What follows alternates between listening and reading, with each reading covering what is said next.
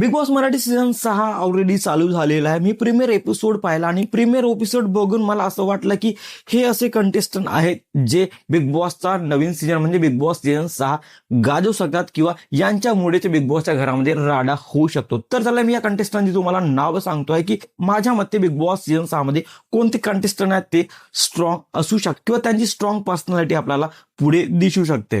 ज्यामध्ये पहिले नाव आहे दीपाली सय्यद. हो, दीपाली सय्यदची एंट्री बघून तर मला वाटलं की ही स्ट्रॉंगेस्ट कंटेस्टंट असू शकते आणि ही खूप पुढे पण जाऊ शकते. हे माझ्या मते आहे. मी माझ्या मते सांगतो की मला वाटलं दीपाली सय्यद मध्ये तो स्पार्क आहे, तो फायर आहे की ते पुढे जाऊ शकते आणि ते तिचे डिसिजन स्वतः घेऊ शकते, तिच्यासाठी स्टँड घेऊ शकते. दुसरं नाव आहे सागर कारंडे. याच्यामध्ये पण मला तो एक स्पार्क दिसतो, हे पण खूप पुढे जाऊ शकतात. तिसरं नाव आहे सचिन कुमावत. मला ही पण पर्सनॅलिटी खूप जास्त स्ट्रॉंग वाढत आहे. जरी या प्रीमियर एपिसोड मध्ये तेवढा बोललेला नसेल पण याच्याकडे बघून तर मला वाटतं की हा एक स्ट्रॉंग पर्सनॅलिटी असणार आहे. चौथं नाव आहे सोनाली राऊत. हिने ऑलरेडी एक बिग बॉसचा हिंदी सीझन केलेला आहे आणि तिथे पण ही स्ट्रॉंग होती आणि मला असं वाटतंय बिग बॉस मराठी सीझन 6 मध्ये पण हिचा एक स्ट्रॉंग फेस आपल्याला दिसणार आहे, हिचा स्ट्रॉंग पर्सनॅलिटी आपल्याला दिसू शकते. 5व्या नंबरवर आहे तन्वी कोलते. ही पण one of the strongest contestant असू शकते बिग बॉस मराठी सीझन 6 चे. 6व्या नंबरवर मला आयुष वाटतोय आणि आयुष पण one of the strongest contestant असू शकणार आहे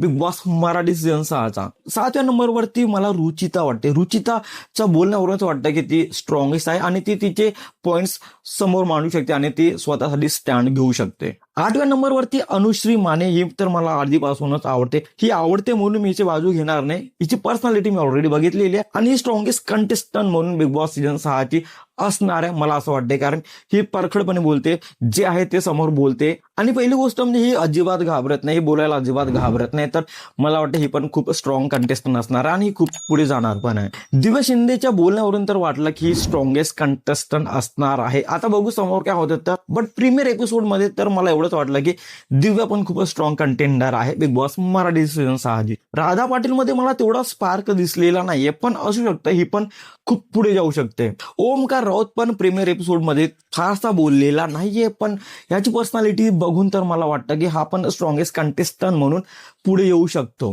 तर बिग बॉस सीझन 6 ची काही कंटेस्टंटची नावे आहेत जी मला पर्सनली खूप स्ट्रॉंग वाटली आणि यांचा गेम खूप स्ट्रॉंग असू शकतो पुढे जाऊन. तुम्हाला काय वाटतं बिग बॉस मराठी सीझन 6 चा स्ट्रॉंगेस्ट कंटेस्टंट कोणता असू शकतो? कमेंटमध्ये नक्की सांगा आणि अशाच इंटरेस्टिंग व्हिडिओसाठी भावाच्या चॅनलला सबस्क्राईब करा, शेअर करा. Thank you so much.